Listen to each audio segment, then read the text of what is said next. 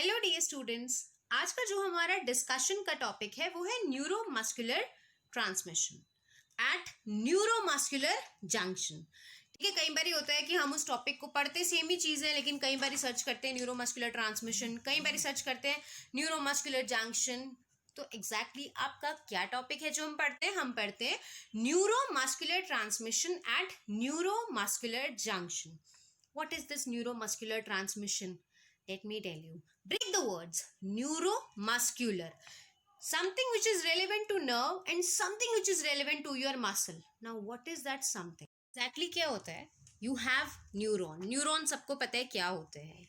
The functional unit of your nervous system is neurons. ठीक है, neurons की जब सेल बॉडीज एक्यूमुलेट होती है तो वो ग्रे मैटर बनाता है, जहां पर उसके एक्सोनल फाइबर्स एक्यूमुलेट होते हैं वो वाइट फाइबर्स बनाता है या वाइट मैटर बनाता है।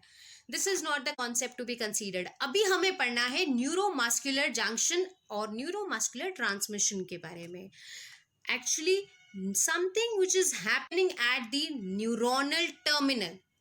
एक्सॉन टर्मिनल पता है आपको? एक्सॉन जहां एंड करता है उसे हम न्यूरॉन एंडिंग बोलते हैं। ठीक है, न्यूरॉन एंडिंग के बीच में और मसल के बीच में जो इंटरैक्शन होता है वो केमिकल इंटरैक्शन होता है, और वो जो केमिकल इंटरैक्शन हम पढ़ते हैं वो केमिकल इंटरैक्शन को ही हम न्यूरोमस्कुलर ट्रांसमिशन बोलते हैं। यानी कि नर्व से आने वाला मैसेज मसल तक जाता है, और वो जो मैसेज जाना है वो सारे इवेंट्स को शुरू से डिस्कस करते हैं।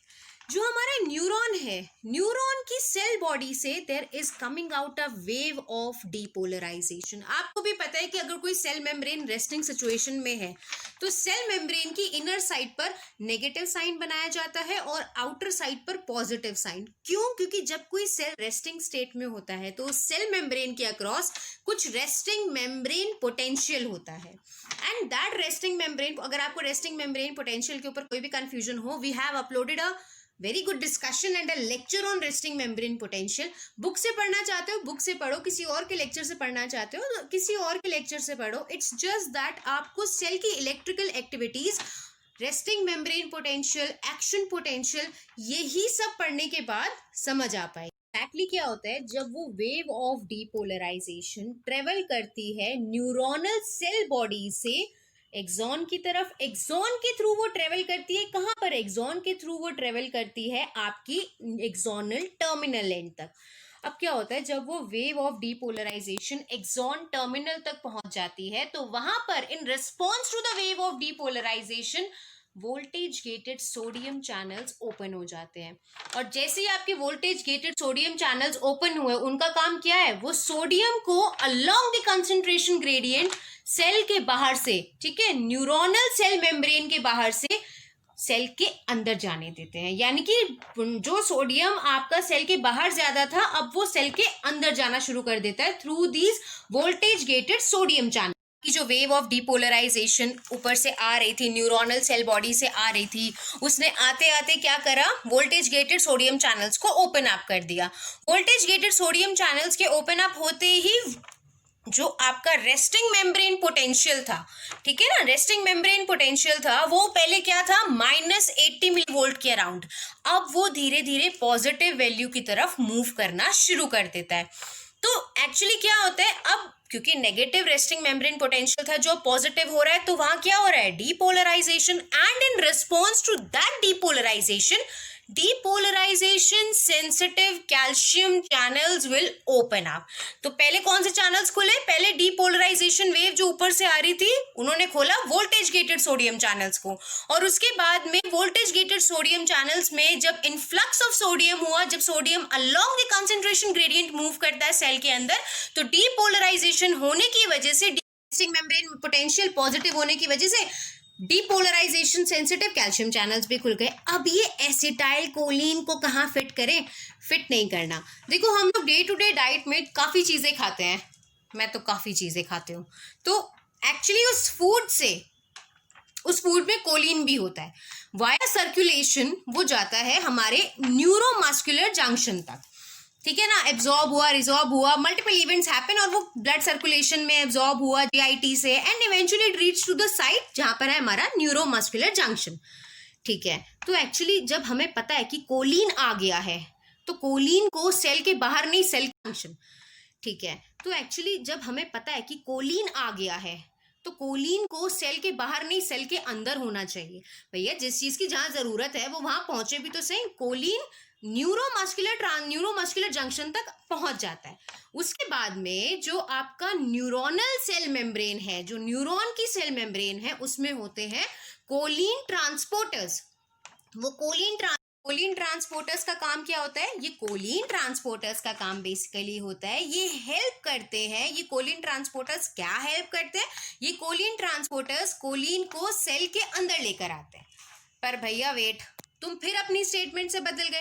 बात कर रहे थे कि तुम न्यूरोट्रांसमीटर, तुम्हें एसिटाइल कोलिन चाहिए, अंदर से बाहर से अंदर तुम कोलिन को लेके आ रहे हो, तो इसमें एसिटाइल कहाँ से ऐड होगा? यही चीज तो हमने एक्सप्लेन करी है कि जो हमारी न्यूरोनल सेल मेम्ब्रेन है उसके पास में सिर्फ कोलिन ट्रांसपोर्टर्स नहीं है, द माइटोकॉन्ड्रिया, वहां से आपको मिलेगा एसिटाइल कोएंजाइम या फिर acetate, and with the help of an enzyme acetyl coenzyme या एसिटाइल कोलिन ट्रांसफरेज, बेसिकली इस एंजाइम के थ्रू, इस एंजाइम की हेल्प से एसिटेट और कोलिन अटैच होके बनाते हैं एसिटाइल कोलिन। ठीक है ना, कंफ्यूज नहीं होना। कोलिन ट्रांसपोर्टर से कोलिन आया, माइटोकॉन्ड्रिया ने एसिटेट या एसिटाइल को बुलाया, दोनों ने एसिटाइल कोलिन ट्रांसफरेज की हेल्प से अपना दिमाग चलाया, बॉन्ड बढ़ाया और एसिटाइल कोलिन नाम का न्यूरोट्रांसमीटर बनाया। होता है आपके पास में एसिटाइल कोलिन बन गया। ये एसिटाइल कोलिन जो है ना ऐसे ही नहीं भटकता रहता। एसिटाइल कोलिन एक्चुअली न्यूरोट्रांसमीटर जो है वो हमारे वेसिकल्स में, न्यूरॉन्स के अंदर ही, न्यूरॉन टर्मिनल पर ही कुछ वेसिकल्स होते हैं, उसमें एक्चुअली यू कैन से उसमें प्रिजर्व किया जाता है, उसमें स्टोर किया जाता है। मतलब लाइक देखो यार, शादी से पहले जब शादी करनी होती है तो जो बहू आती है उसके लिए उसका कमरा सेपरेट कर देते हैं और लाइक उसको बता देते हैं कि ये स्पेस तेरा है, तुझे मिलेगा। तो एग्जैक्टली सब तैयारियां उसके आने से पहले हो जाती हैं। सिमिलरली एसिटाइल कोलिन नाम के न्यूरोट्रांसमीटर को कहाँ स्टोर करना है वो पहले ही डिसाइडेड होता है, और उसके लिए वेसिकल्स जो बनती हैं, जिस थैले में उन्हें स्टोर करना है, वो न्यूरोनल सेल बॉडी से बनती हैं। अभी हमने क्या देखा कि एसिटाइल कोलिन जो न्यूरोट्रांसमीटर है वो तो न्यूरोनल एंडिंग पर ही बन गया, लेकिन जिन वेसिकल्स में वो सेव होता है, जिन वेसिकल्स में वो स्टोर होता है, वो वेसिकल्स एवी नहीं होती, उनके अंदर एग्जैक्टली प्रोटीन्स होते हैं। उन वेसिकल्स की मेम्ब्रेन पर प्रोटीन होते हैं, स्पेशलाइज्ड प्रोटीन्स होते हैं, और वो पूरा, अब देखो प्रोटीन्स हैं जब उसकी मेम्ब्रेन के ऊपर, तो यार प्रोटीन्स कैसे बनते हैं? ट्रांसलेशन की प्रोसेस से। ट्रांसलेशन से पहले होती है ट्रांसक्रिप्शन, ट्रांसक्रिप्शन से पहले होती है रेप्लिकेशन। ये सारे इवेंट्स होने के लिए हमें क्या चाहिए? डीएनए, और डीएनए तो आपको सेल बॉडी में ही मिलेगा। डीएनए आपको भैया न्यूरॉन के एंड पर तो मिलेगा नहीं, वो तो सेल बॉडी में ही मिलेगा। तो जो स्पेशल वेसिकल्स हैं जिसके अंदर एग्जैक्टली हमारे एसिटाइल कोलिन स्टोर किए जाते हैं, वो न्यूरोनल सेल बॉडी में बनती हैं। न्यूरोनल सेल बॉडी में वो वेसिकल्स विद प्रोटीन्स अटैच होके न्यूरोनल एंड तक या एक्सॉन टर्मिनल तक आती हैं। ठीक है भाई, बहू को रखने के लिए उसका स्पेस मिल गया, मतलब एसिटाइल कोलिन नाम के जो न्यूरोट्रांसमीटर बने थे उनके लिए हमारे पास स्पेशलाइज्ड वेसिकल्स भी हैं। वो स्पेशलाइज्ड वेसिकल्स क्यों होती है? क्योंकि उनके पास कुछ स्पेशलाइज्ड प्रोटीन्स हैं। अब हम वापस से जो हमने एक कहानी पहले सुनाई थी ना कि डीपोलराइजेशन वेव आती है, voltage gated sodium channels open up हो जाते हैं, और voltage gated sodium channel open up होने के बाद सोडियम आयन की movement along the concentration gradient cell के बाहर से सेल के अंदर होती है, जिसकी वजह से इनर पार्ट जो होती है, इनर मेम्ब्रेन जो, इनर एरिया जो होता है सेल का, वो डीपोलराइज हो जाता है। And in response to that depolarization, वो जो सेल के अंदर हुआ है वोल्टेज सोडियम इनफ्लक्स की वजह से, उसकी वजह से वो depolarization sensitive calcium channels open up हो जाते हैं। न्यूरोट्रांसमीटर का कॉन्सेप्ट कहाँ जोड़, हमारा डीपोलराइजेशन सेंसिटिव कैल्शियम चैनल्स जब ओपन अप होते हैं तो कैल्शियम की कंसंट्रेशन भी जैसे हमारे सोडियम की सेल के बाहर ज्यादा होती है, वैसे ही along the concentration gradient calcium cell के अंदर मूव करता है।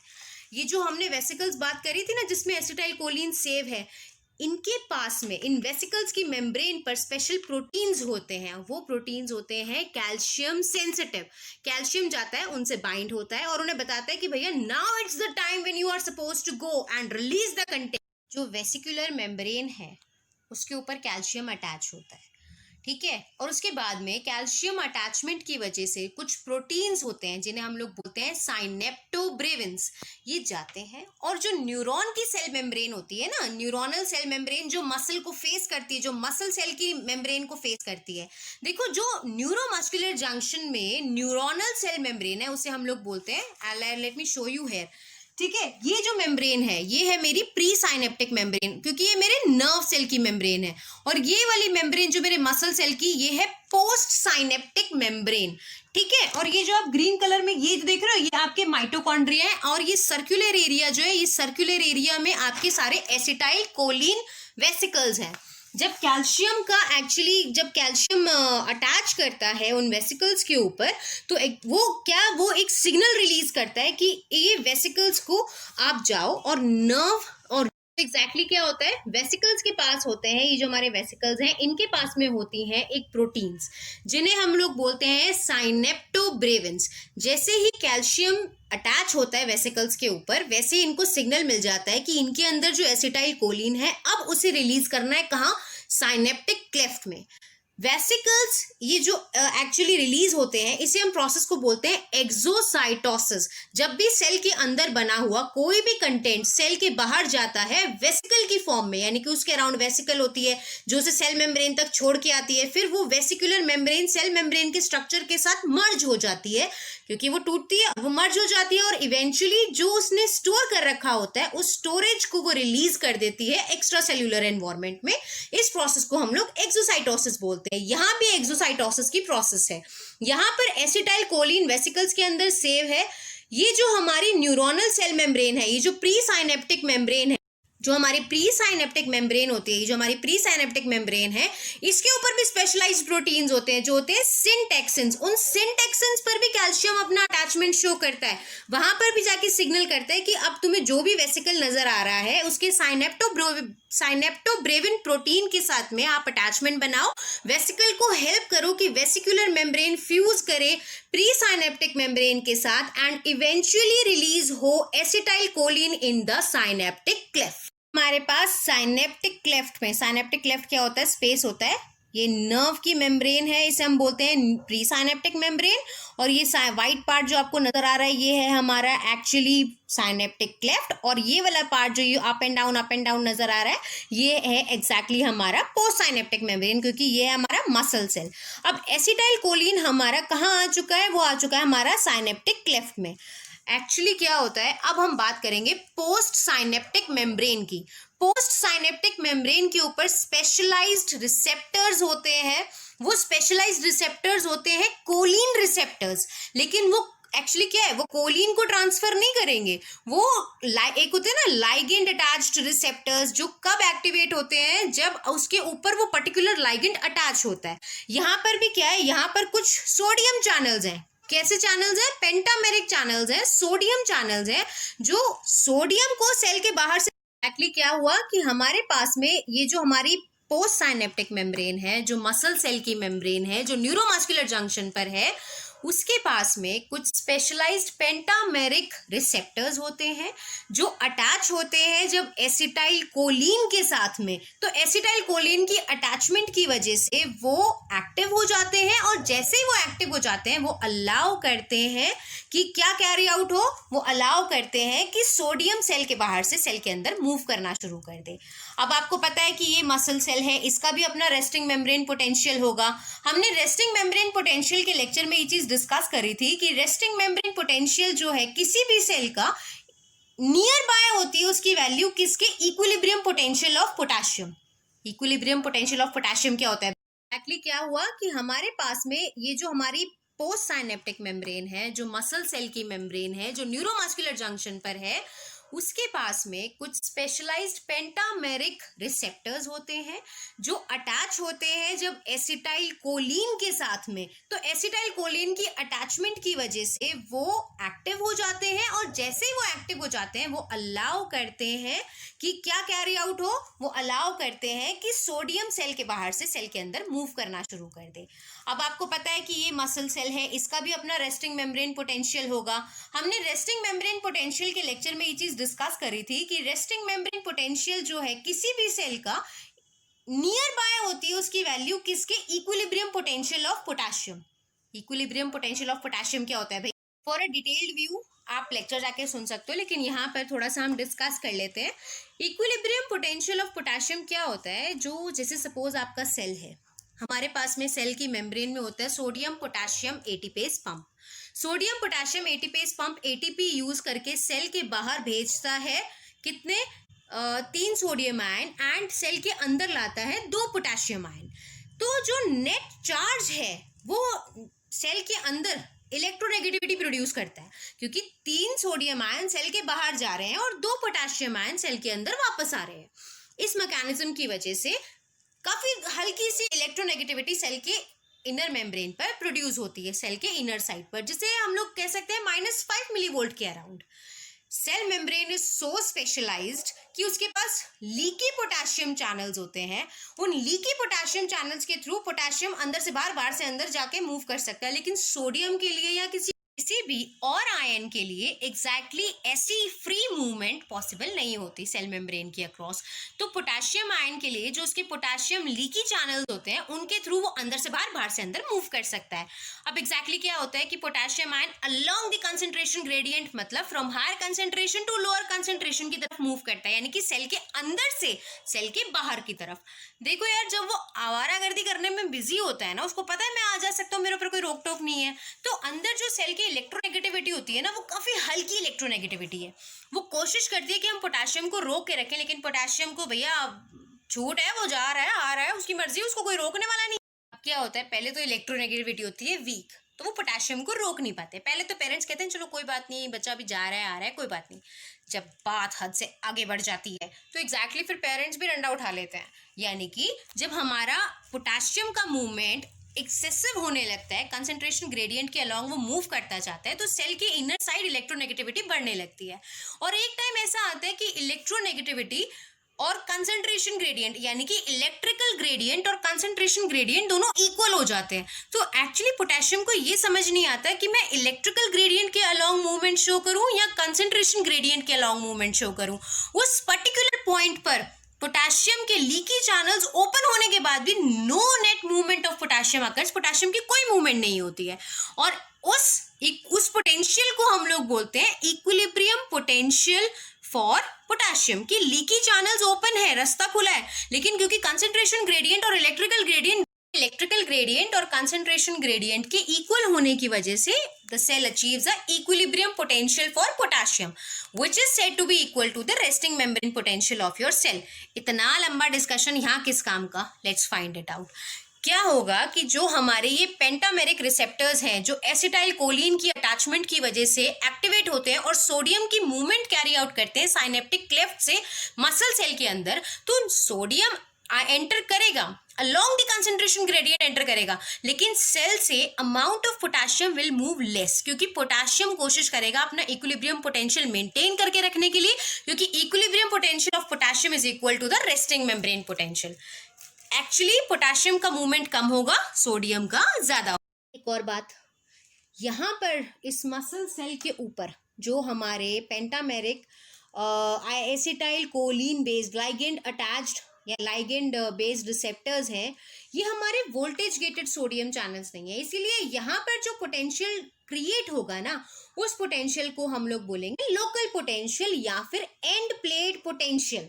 ठीक है, इसको हम बोलते हैं लोकल पोटेंशियल या एंड प्लेट पोटेंशियल, क्योंकि यहाँ पर voltage gated sodium channels open up नहीं होते। जैसे ही सोडियम एंटर करता है तो ये जो एरिया है इन फोल्ड्स के around voltage gated sodium channels open up होते हैं, क्योंकि यहाँ जो सोडियम एक्यूमुलेट होता है वो जाता है और मेम्ब्रेन की आगे की सेगमेंट को धीरे धीरे डिपोलराइज करने लगता है, और वो डिपोलराइजेशन सोडियम आयन की वजह से वोल्टेज गेटेड सोडियम चैनल्स को ओपन अप कर देती है।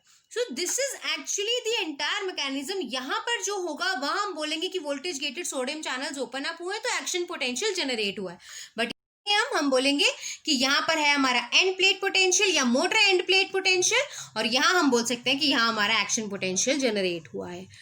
क्या ये मैकेनिज्म कंटिन्यूड रहना चाहिए? आंसर इज नो, क्योंकि अगर ये चीज कंटिन्यूड रहेगी ना तो you will keep on working, your muscles will always stimulated, वो रेस्टिंग सिचुएशन में कभी आएंगे ही नहीं। कैसे रेस्ट करते हैं? साइनेप्टिक क्लेफ्ट में एक एंजाइम होता है जिसे हम लोग बोलते हैं एसिटाइल कोलिन एस्ट्रेज। नाम से पता लग रहा है क्या ब्रेक करेगा? एसिटाइल कोलिन को ब्रेक करेगा। देखो कोलिन हमारे लिए ज़रूरी है, क्योंकि अगर कोलिन का इंटेक कम हुआ तो हमारे पास में यहाँ पर प्रॉब्लम हो जाएगी। लेकिन एसिटाइल हम लोग कॉम्प्रोमाइज़ कर सकते हैं, क्योंकि एसिटेट एग्जैक्टली ये हमारा माइटोकॉन्ड्रिया यही दे रहा है हमें। तो exactly acetyl choline esterase acetyl choline को ब्रेक करके एसिटेट और कोलिन बनाता है। कोलिन वापस न्यूरोनल सेल मेम्ब्रेन के थ्रू भेज दिया जाता है, कोलिन ट्रांसपोर्टर्स के थ्रू, और acetate will go further for the process. मैं एग्जैक्टली इसको कंक्लूड कर रही हूँ। ये एक चार्ट है जिसको आपको थोड़ा सा फोकस करना है, और इस इवेंट्स को हम एक बार डिस्कस करते चले जाएंगे। न्यूरोमस्कुलर जंक्शन है हमारी, ये आपको न्यूरॉन नजर आ रहा है, this is the nerve ending. ये सारे वेसिकल्स हैं आपके पास में, ये आपका माइटोकॉन्ड्रिया है, और ये है आपकी मस्कुलर मेम्ब्रेन। जो न्यूरॉन वाली मेम्ब्रेन होती है ना, इसको हम लोग बोलते हैं प्री साइनेप्टिक मेम्ब्रेन, और जो मसल सेल की मेम्ब्रेन होती है न्यूरोमस्कुलर जंक्शन पे, ये ब्लू पार्ट है आपका पोस्ट साइनेप्टिक मेम्ब्रेन। इनके बीच में जो खाली एरिया होता है उसे हम लोग बोलते हैं क्या? Synaptic cleft. ये देखो, ये है आपका साइनेप्टिक क्लेफ्ट। ठीक है, वन बाय वन सारे इवेंट्स को पढ़ते हैं और वेरीफाई करते हैं क्या यही डिस्कस करा। तो लेट्स सी, सबसे पहला action potential at the nerve impulse, और the nerve impulse come to the nerve terminal. हमने क्या कहा था? वेव ऑफ डीपोलराइजेशन ट्रेवल करती है नर्व टर्मिनल तक। उस वेव ऑफ डीपोलराइजेशन की वजह से voltage gated sodium channel open up होते हैं। वोल्टेज गेटेड सोडियम चैनल्स जब ओपन अप होते हैं तो वो ट्रेवल करते हैं कहाँ से? वो ट्रेवल करते हैं सोडियम का बाहर, सेल के बाहर से सेल के अंदर की तरफ, जिसकी वजह से सेल का डीपोलराइजेशन होता है। And in response to that depolarization wave, जो वोल्टेज गेटेड सोडियम चैनल्स के ओपनिंग पर होती है, voltage gated calcium channels open up, या फिर इसे हम कह सकते हैं depolarization sensitive calcium channels will open up. उसके बाद क्या होता है? There occurs influx of calcium ion। भैया जब चैनल खुले तो चैनल से कैल्शियम आयन अंदर आएगा, and calcium ion inside the cell increases. Calcium evoked acetylcholine filled vesicle. ठीक है, एग्जैक्टली आपको क्या बताया कि जो वेसिकल्स हैं, ये जो हमारी वेसिकल्स हैं, ये सारी वेसिकल्स हमारी एसिटाइल कोलिन फिल्ड होती हैं। और कैल्शियम जब एंटर करता है तो ये जो हमारी वेसिकल्स हैं, ये वेसिकल्स में जो एसिटाइल कोलिन होता है, इनको रिलीज करने का टाइम आ जाता है। ठीक है, acetylcholine will come to synaptic cleft. ये डायरेक्टली इस vesicle rupture and release the acetylcholine, और ये जो रिलीज होता है ये प्रोटीन इंटरैक्शंस की वजह से होता है। वेसिकल रप्चर करती हैं और सेल मेम्ब्रेन के साथ में जो न्यूरोनल सेल मेम्ब्रेन है, जब ये वेसिकल यहाँ से रप्चर करती है ना, जैसे ये वेसिकल, तो ये न्यूरोनल सेल मेम्ब्रेन का पार्ट बन जाती है। और जब ये न्यूरोनल सेल मेम्ब्रेन का पार्ट बन जाती है ना, तो एसिटाइल कोलिन तो यहाँ साइनेप्टिक क्लेफ्ट में रिलीज हो जाता है। लेकिन वेसिकुलर मेम्ब्रेन का पार्ट इस सेल मेम्ब्रेन का हिस्सा बनता है ना, बाद में यहाँ पर कुछ स्पेसिफिक प्रोटीन्स होते हैं जिन्हें हम क्लैथरिन्स बोलते हैं। उनको पता है कि ये जो वेसिकल्स हैं ये बहुत इंपॉर्टेंट है और ये न्यूरोनल सेल बॉडी से बनकर आ रही हैं, तो वो क्या करते हैं, इन्हें वेस्ट नहीं करते। वो जो जब ये वेसिकल फ्यूज करती है न्यूरोनल सेल मेम्ब्रेन के साथ में, तो क्या करते हैं, क्लैथरिन प्रोटीन्स उनको स्ट्रेच करके वापस खाली वेसिकल्स बना देते हैं कि एसिटाइल कोलिन इसमें भर जाएगा। और ये जो वेसिकल का आपको बताया rupture and release, it actually occurs with the interaction of proteins namely synaptobravin and syntaxins। इसके बाद में क्या ये है, acetylcholine binds to the acetylcholine receptors. यहाँ पर हमारे होते हैं receptors, let me show you. ये हैं आपके रिसेप्टर्स।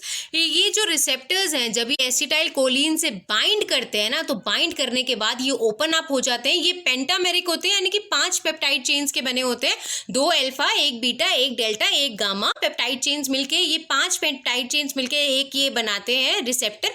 और इसमें जैसे ही लाइगेंड जो हमारा एसिटाइल कोलिन अटैच होता है, ये रिसेप्टर्स हमारे खुल जाते हैं और सोडियम का मूवमेंट साइनेप्टिक क्लेफ्ट से, यानी कि सेल के बाहर से सेल के अंदर की तरफ शुरू हो जाता है। After this depolarization occurs at the motor end plate. इस हिस्से को हम बोलते हैं मोटर एंड प्लेट। और सोडियम आयन जब मूव होगा ना इस चैनल के थ्रू, तो यहाँ पर एंड प्लेट पोटेंशियल बनता है। इस एरिया को मोटर एंड प्लेट बोलते हैं। और यहाँ जो पोटेंशियल जनरेट होगा वो होगा लोकल पोटेंशियल या एंड प्लेट पोटेंशियल, वो एक्शन पोटेंशियल नहीं होगा। क्या बताया था कि ये जो एंड प्लेट पोटेंशियल यहाँ बनेगा, ये and plate potential action potential क्यों नहीं होगा? क्योंकि यहाँ पर voltage gated sodium channels open up नहीं हुए। यहाँ पर जो चैनल्स ओपन अप हुए वो है हमारे ligand and ligand operated channels हैं जो सोडियम के लिए ओपन अप हुए हैं। ठीक है, इसके बाद में आएगा हमारा जो नेक्स्ट स्टेप है, depolarization occur at the motor end plate, voltage gated sodium channels open up. इसके बाद में क्या होता है, डीपोलराइजेशन अकर, जब इस हिस्से में डीपोलराइजेशन होती है तो यहाँ पर जब सोडियम आयन एंटर करता है ना, तो ये एडजेसेंट एरिया पे आपके पास वोल्टेज गेटेड सोडियम चैनल्स जरूर होते हैं। और ये voltage gated sodium channels they actually open up, क्योंकि जब यहाँ पर अंदर सोडियम ज़्यादा होता है तो नेचुरली डीपोलराइजेशन वेव होगी, और डीपोलराइजेशन वेव ट्रांसमिट करती है आगे के हिस्से में, और इवेंचुअली यहाँ पर जो वोल्टेज गेटेड सोडियम चैनल्स हैं वो ओपन अप हो जाते हैं। इस मोटर एंड प्लेट के रीजन में लोकल पोटेंशियल जनरेट होता है, लेकिन बाकी ये चीज़ यहाँ लिखी है कि जब सोडियम आयन का इन्फ्लक्स होता है तो एक्शन पोटेंशियल तब जनरेट होता है। ठीक है, motor end plate potential will not be called as your action potential and eventually muscle will contract, and this is said to be the entire process of neuromuscular transmission. अब आपको अगर यहाँ से कुछ समझ आया तो वेल एंड गुड, यहाँ से कुछ समझ नहीं आया तो I am feeling really bad and sorry for you. और हमने जो वाइट बोर्ड सेशन रिकॉर्ड किया है, you can go and visit out over there. Thank you so much.